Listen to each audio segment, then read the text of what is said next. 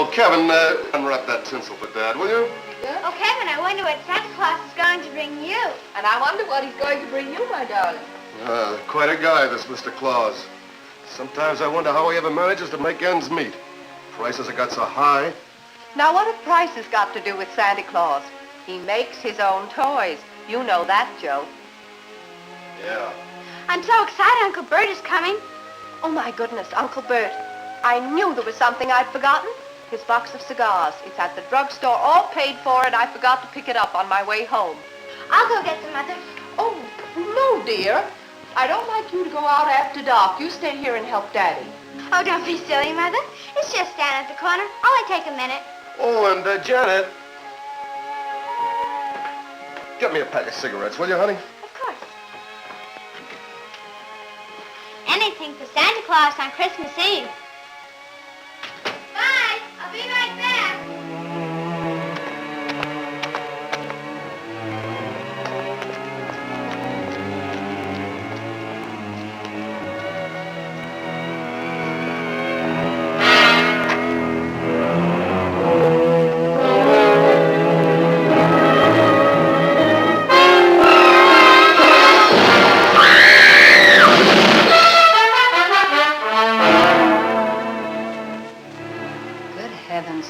Right here in town, too.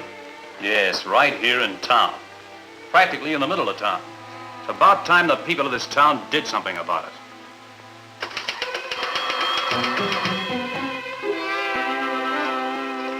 City manager's office?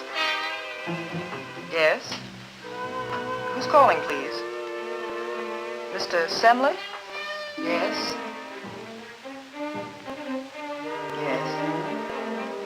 Yes. All right, I'll give him the message. Thank you. Goodbye. Another one. That makes 27 today. About 100 since yesterday morning. And this one was really hot under the collar. You'd think I was the criminal. Miss Keith? I wonder just what is wrong with our police department. I know how bad it is, Mr. Jordan. Nobody knows better. But I also know it won't be cleared up till we get a decent system of street lighting. Crooks love the dark.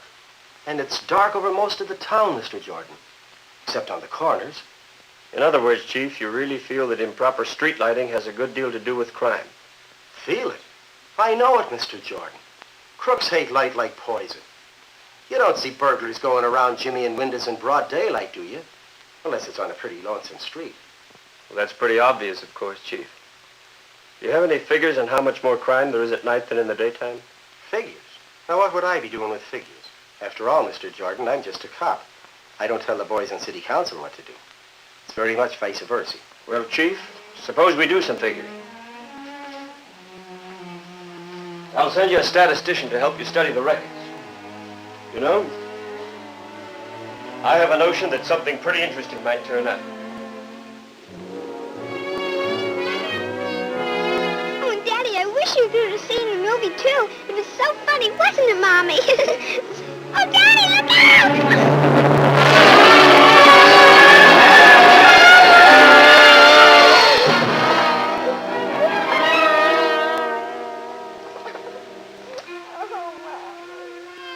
Chief, about that survey into crime after dark. While you're at it, I want you to also check into traffic accidents. Now look, Terry, why don't you just run your Chamber of Commerce and let me run my newspaper? As long as there are people, there'll be crime and there'll be traffic smash-ups. And I don't think darkness or daylight makes that much difference. But Caleb, it's not only a matter of crime and traffic accidents. It's also a matter of inspiring community spirit, community growth, and promoting business. Why, Caleb, people are not only afraid to go out on the streets after dark, but they're ashamed to. What's the matter, Caleb? You afraid of somebody? I'm not afraid of anybody. Least of all the businessmen who advertise in my newspaper. And if that's what you're trying to do, threaten me with a loss of advertising revenue unless I go on some crazy crusade to turn darkness into daylight, just go back and tell the advertisers this is an independent paper. And you can tell your guys at the Chamber of Commerce that this newspaper stands for what it thinks is right and proper. And I certainly don't think it's right and proper to saddle the citizens of this town with a new load of taxes just to build up the business of a few merchants with fancy ideas. They're only open 2 nights a week anyway. Well, Caleb, I guess this is going to be a bigger job than I thought it was. Be seeing you.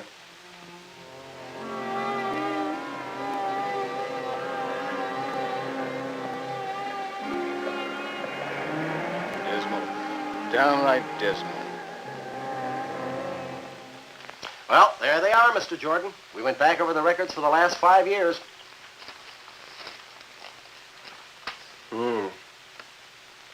Pretty startling, I'd say. I guess this gives you an idea of what I was driving at, huh, Chief? Listen to this. Our records show that at night, during the past 5 years, there have been roughly twice as many rapes, 5 times as many assaults, 6 times as many thefts, and 8 times as many burglaries as during the day. Nearly 3/4 of all serious traffic accidents occur during the hours of darkness. And there's only about 1/3 of the travel on our streets. Chief, I believe we've got something here. Something important.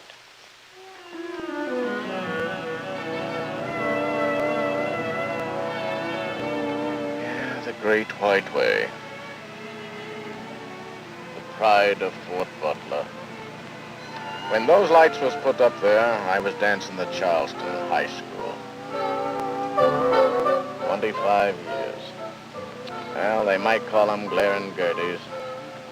They might not be no good for lighting up the street, but I still think they're mighty pretty.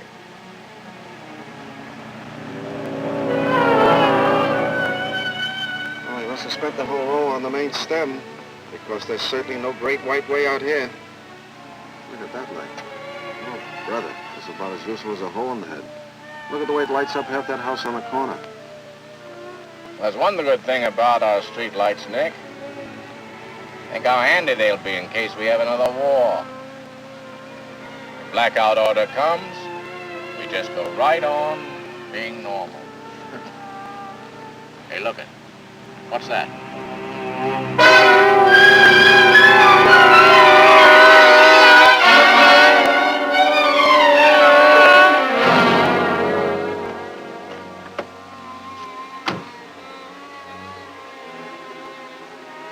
What happened?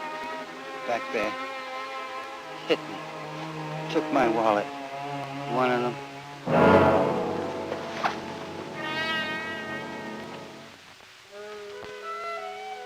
I notice Caleb Franklin's playing down crime stories in his newspaper these days. He gives just 2 paragraphs to that fellow who got knocked in the head last night.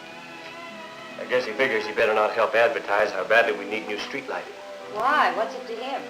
Oh, you know. He's one of those what was good enough for Grandpa is good enough for me guys. Doesn't cotton to my idea that we ought to relight this town. Thinks I'm out to waste the people's money. Nothing like wasting the people's lives as long as you save their money.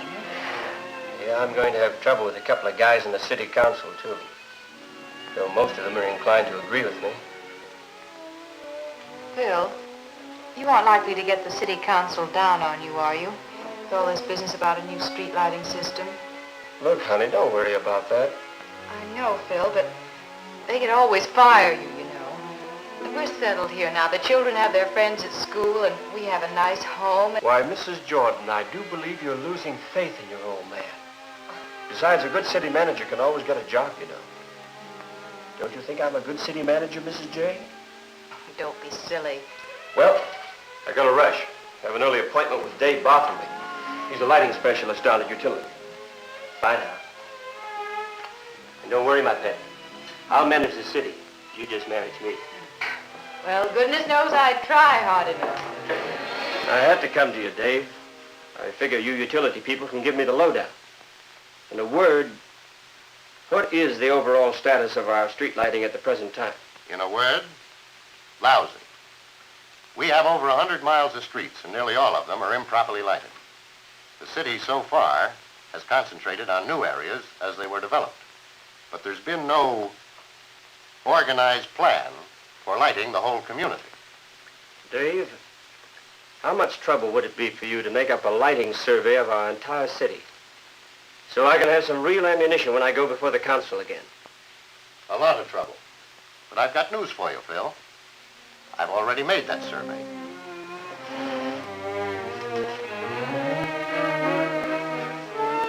I'll just bring it up to date.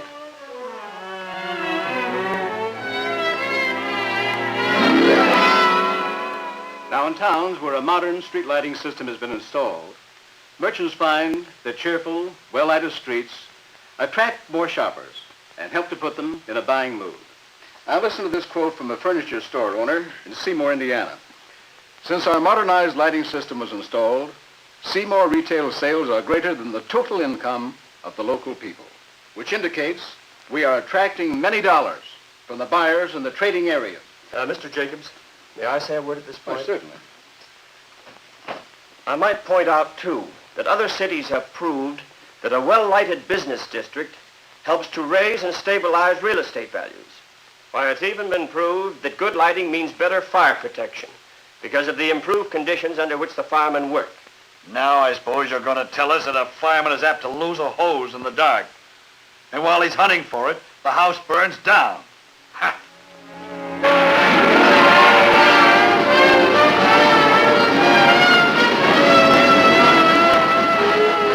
In our considered opinion, our city manager is wasting far too much of the city's time and money wandering all over the face of America looking at streetlights. The time could be better spent, it seems to us, if he stayed right here in Fort Butler. And that, gentlemen, is the plan. It would take about 4 months to put it through. And where do we get the money?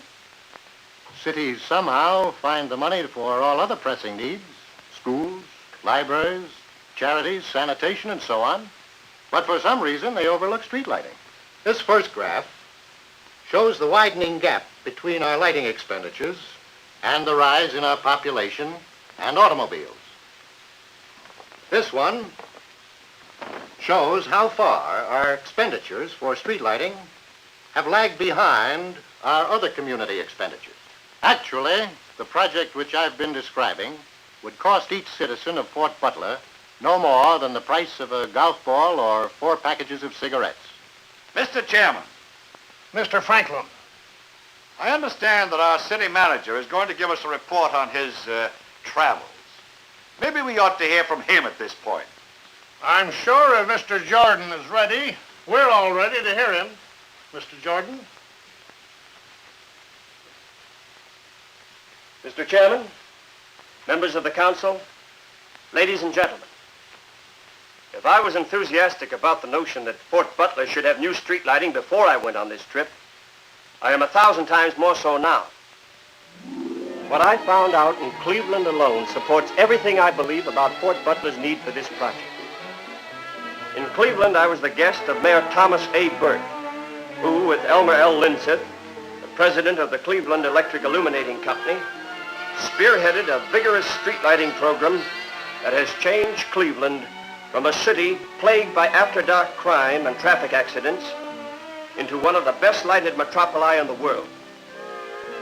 In 4 years, Greater Cleveland hung up the astonishing record of correctly lighting more than 900 miles of streets, and the results were equally astonishing. After dark, pedestrian traffic fatalities have decreased 34%, while daytime pedestrian traffic fatalities were increasing 15%. And in some types of crime, the number of cases has decreased by as much as 78%. In Kansas City, Detroit, and Denver, my eyes were opened further about what can be accomplished with proper street lighting. While in Fitchburg, Massachusetts, a town of 42,000, the new lights have resulted in such an upturn in trade that new businesses are moving in at a surprising rate. And there's a spirit of healthy pride that any town, anywhere might well envy. Driving through scenic New England, I was depressed at what night does to this section, which is so beautiful and inviting by day.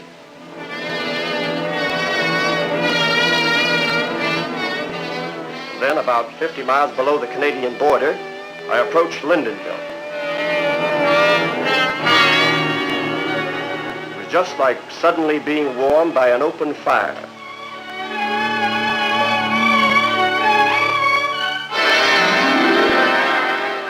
Later that night, I got together with Lee Gray of the utility and George Akeley, president of the Board of Trustees. Lee explained that this community of just 1,500 persons had established itself as the first town in the country with a fluorescent lighted main street. And the new lights, he pointed out, are paying off tremendously in increased safety, increased business, and civic pride. They are a special asset during Lyndonville's annual winter sports carnival. All this, of course, is just a part of a night lighting drama that is unfolding all over this nation. In conclusion, ladies and gentlemen, I want to say that if a small community like Lyndonville, Vermont, can embrace progress with such enthusiasm, it ill behooves the citizens of Fort Butler to stay in the rut that gets deeper year after year with crime, traffic fatalities, and the loss of business. The citizens of Fort Butler need the protection, the increased prosperity, and the sense of civic pride that improved street lighting would bring them. Let's see to it that this community is brought once and for all out of darkness. Thank you.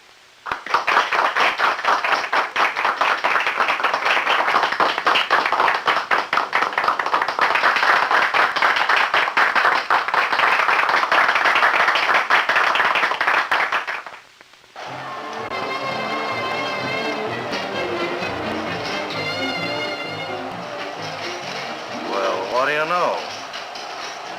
Listen to this, Artie. Sounds like the old man's really out for blood.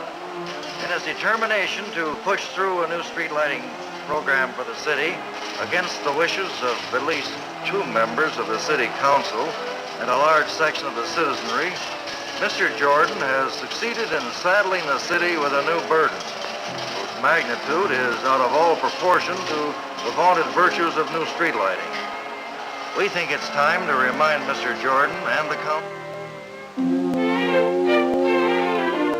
I hate to give up this paper route, but my mom don't like me getting up so early every morning and waiting on this gloomy corner for that newspaper truck.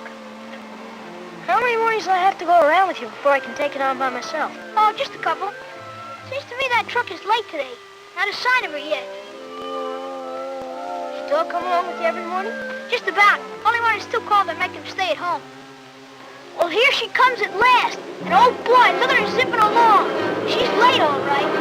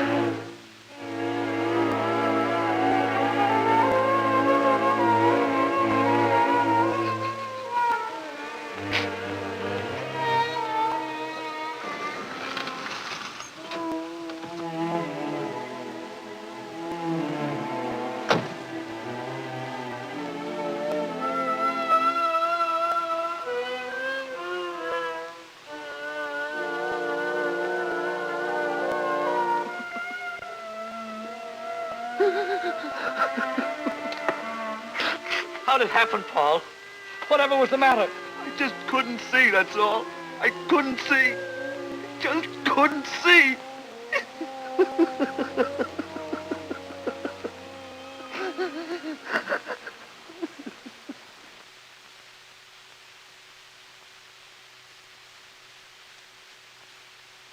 It isn't very often that this old newspaper man has to eat crow. But there comes a time in every man's life when he must admit that he's been dead wrong. This is one of those times for me. Many of us are often blind to what is good. Some from sheer stubbornness, others because they sincerely believe they are right and offer substantial reasons why they think so. But sometimes all your reasons are destroyed by one single terrifying bit of evidence. This has happened to me. Yesterday, my eyes were opened. The city manager and the city council had been trying to open them for some time. But it took a small boy to do the job. It is my earnest hope that the relighting of Main Street will be rushed with all possible speed, and that the authorities will receive full support from the citizens in the plan eventually to relight the entire city. This newspaper will earnestly endeavor to help build this public support. It will fight just as hard for the speeding up of the street lighting program as it did against the notion that new lights were a necessity. Take the word of this saddened editor for it. They are. To those who are responsible for this forward step against which I fought so bitterly, I offer, as an editor, my profound apologies. And, as a citizen, my abiding gratitude.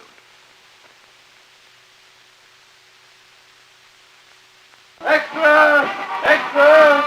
Extra! Read all about it! Get your latest news right here! Extra! Extra! Read all about it!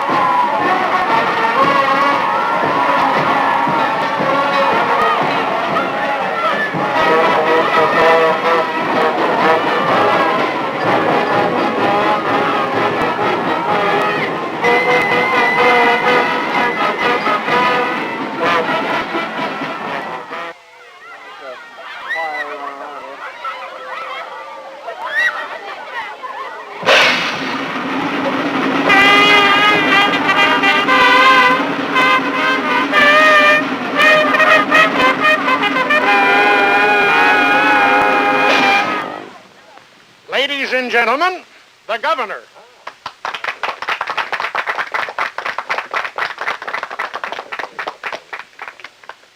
My good friends of Fort Butler, it gives me the deepest satisfaction to be here as you are turning on your new lights, which puts you in the company of many other progressive cities which are enjoying the many advantages of proper street lighting. And I hope to be on this same platform when you are ready to relight your entire city. When this little switch is thrown, it sends a signal to the men at the power plant to turn on this first section of your street lights. But I am not here to do the honors tonight. There's only one person who should logically throw that switch to start brightening your city. He knows as well as anyone the real meaning of proper street lighting. For a long time, there was a question as to whether he could continue to remain among us. And of course, we are all very happy he survived. And it gives me a real thrill to place the honor of turning on these new lights into the hands of Jackie Cummings.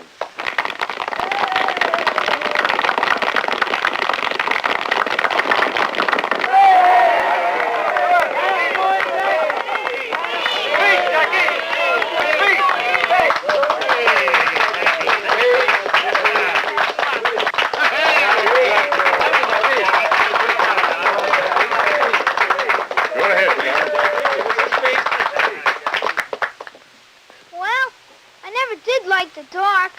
I saw plenty of that. I don't know what I'm going to say, but I know what I'm going to do. I'm as anxious to see these streetlights as you are. So, here goes. Yeah!